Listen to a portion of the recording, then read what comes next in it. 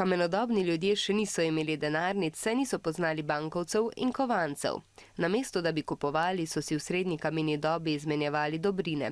Recimo, lovec je živalsko kožo zamenjal za orožje. Kasneje so začeli izmenjevati kovinske izdelke. Takšni izmenjavi rečemo blagovna menjava.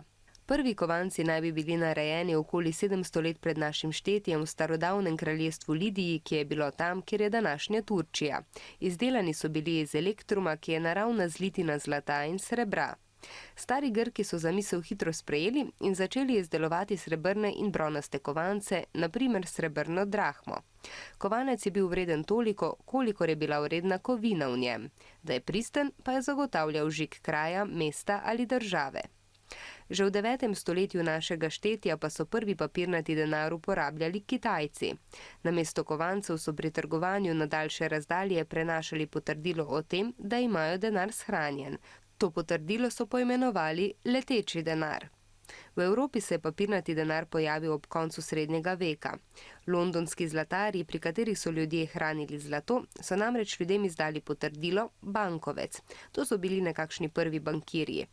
Uporaba bankovcev pa se je razširila v 17. stoletju. Ti niso imeli vrednosti sami po sebi, tako kot so jo imeli kovanci iz zlata in drugih kovin, ampak je zato, da je bankovec nekaj vreden, jamčila banka.